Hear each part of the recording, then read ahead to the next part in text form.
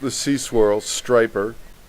Why? Why are we building this boat, rebuilding this boat? First off, we did get a good deal on it. It was a good deal. It was in bad shape, which means elbow grease when you don't have the money or you don't want to put the money into it. I mean, in other words, we want to just, put our free time into it and get it working right. Okay, I got the book cover right there, Tuna, Love, Death, and Mercury. I don't know where the Mercury comes in yet. I haven't finished the book yet, but Tuna is amazing. Just going to tell you this little factoid. A Japanese restaurant paid $185,000 for a 440-pound tuna. That equates to $28 a troy ounce, twice the value of silver. I'll come back to tuna in a little bit. In the meantime, we had some issues with the tow vehicle for the boat. Aluminum planetary gear stripped into the spline. Here we are carving it out, and you can see the aluminum part right there. The rest of the train is steel. I call that managed obsolescence. It's horrible. Anyway, this is not wearing parts right here. This is the hydraulic circuits of an automatic transmission. It was a little bit intimidating trying to rebuild this thing. We did a good job first time trying to do an automatic transmission. Here's just a series of pictures of the automatic transmission coming back together. Now, America has suffered from consuming products that are under managed obsolescence, and I'll just not go into it anymore. My grandfather built stuff that was meant to last. Those days are gone.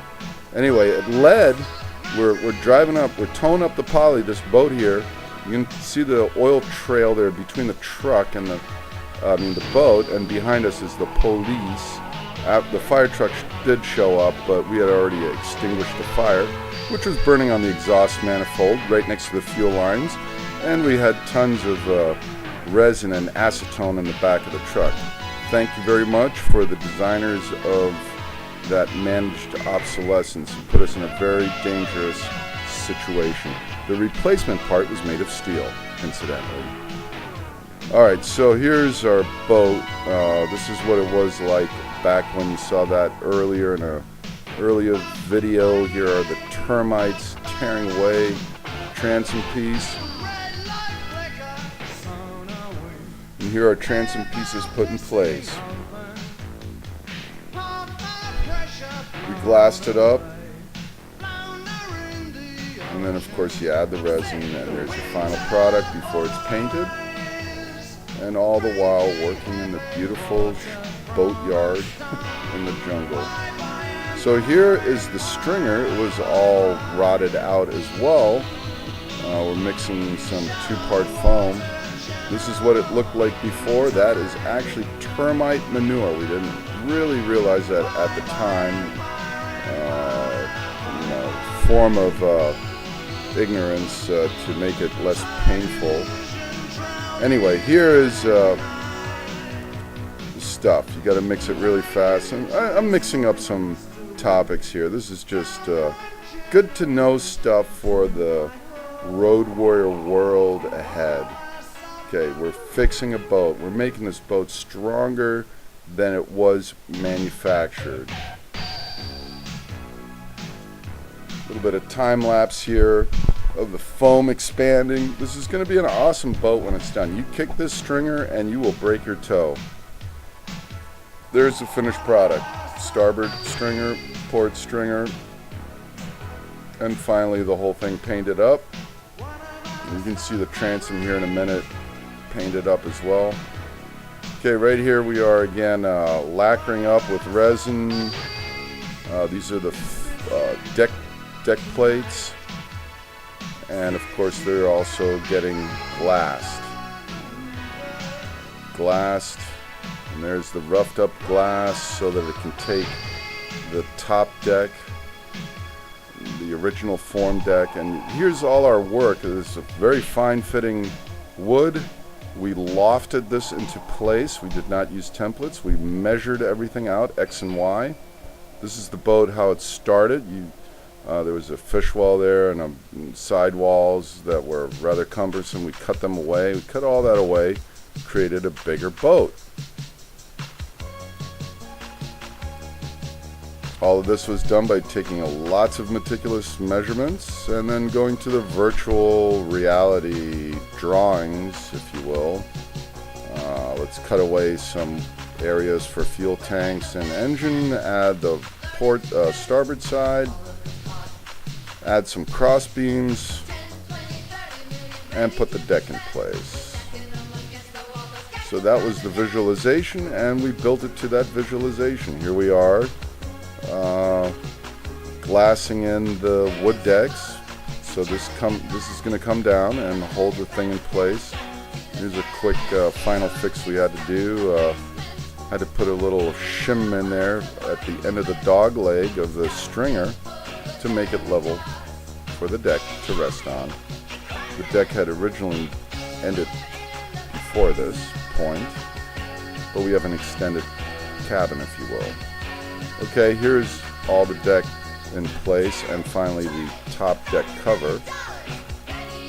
And it remains for us to fill in all the gaps, which you'll see here in a moment. Okay, well, so we're going to have to glass in the rest of the stuff, paint it up, and web it. And then it's going to be an awesome fishing boat. I can't wait. Of course, the engine has to go in.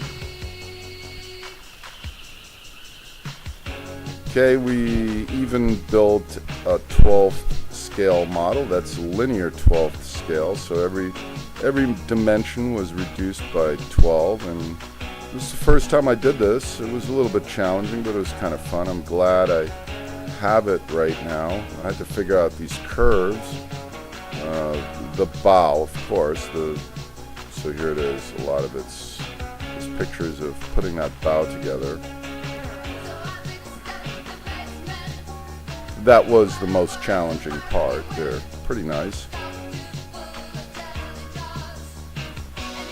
I spent a day and a half doing this. I think it was worth it. You know, I have this for the tuna hunting, some active or maybe passive methods for bringing tuna in. Yeah, this is this awesome book I'm reading on tuna. The northern bluefin tuna and southern bluefin tuna are being ravaged with this beautiful fish. It's incredibly hydrodynamic. Swims 55 miles an hour. And another interesting factoid, it's warm-blooded. It has heat exchangers to keep its brain and organs warm while it does deep dives chasing crustaceans, squid, and other small fish. So this is a predator. He's a meat eater. And here you see them going after the lure. The lower one wins the lure.